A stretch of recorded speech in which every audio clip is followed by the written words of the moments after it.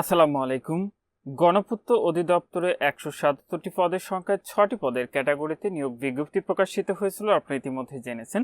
তো এটিতে আপনারা বাংলাদেশের সকল জেলা থেকে পুরুষ মহিলা উভয় প্রার্থী এটিতে অনলাইনের মাধ্যমে আবেদন প্রক্রিয়াটি সম্পন্ন করতে পারবেন। নিয়োগের ১ নম্বর পদটি রয়েছে স্টেনোগ্রাফার অথবা স্টেনোগ্রাফার কাম কম্পিউটার অপারেটর, পদের সংখ্যা রয়েছে ৬টি। ২ নম্বর পদটি রয়েছে ইমাম, পদের সংখ্যা রয়েছে ৩টি। ৩ নম্বর পদটি রয়েছে স্টেনোটাইপিস্ট অথবা স্টেনোটাইপিস্ট কাম কম্পিউটার অপারেটর, পদের সংখ্যা রয়েছে ৬টি। ৪ নম্বর পদটি রয়েছে নকশাকার, পদের সংখ্যা রয়েছে ৩৬টি। ৫ নম্বর পদটি রয়েছে ভিটি অ্যাটেন্ডেন্ট, পদের সংখ্যা রয়েছে ৩টি।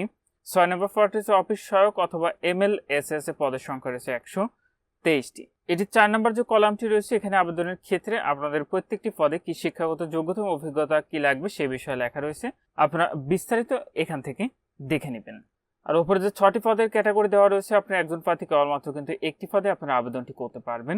এটির আবেদন প্রক্রিয়াটি আপনি এখানে যে ওয়েবসাইটের ঠিকানাটি দেখতে পাচ্ছেন, এখান থেকে অনলাইনের মাধ্যমে সম্পন্ন করতে হবে।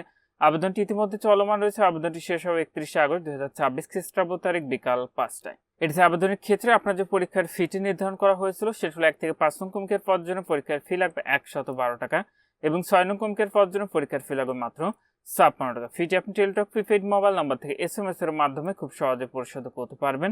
আর প্রবেশগত প্রাপ্তির যে বিষয়টি পরবর্তীতে আপনার মোবাইলে এসএমএস এর মাধ্যমে জানিয়ে দিবে, তখন আপনার নির্ধারিত ওয়েবসাইট থেকে খুব সহজে আপনাদের প্রবেশপত্রগুলো ডাউনলোড করে নিতে পারবেন। তো যে সকল প্রার্থীরা আবেদনটি করবেন, আবেদনটি করার পূর্বে আগে নিজ দায়িত্বে সম্পূর্ণ নিয়োগ বিজ্ঞপ্তিটি ভালো করে পড়ে বুঝে আপনারা তারপর এটিতে আবেদনটি করবেন।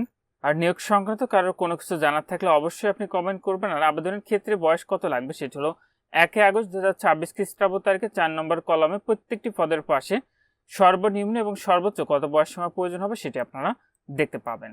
তো এখানেই ছিল গণপূর্ত অধিদপ্তরের ১৭৭টি পদের সংখ্যায় ৬টি পদের ক্যাটাগরির নিয়োগ বিজ্ঞপ্তি। আজকের ভিডিওটি পর্যন্তই।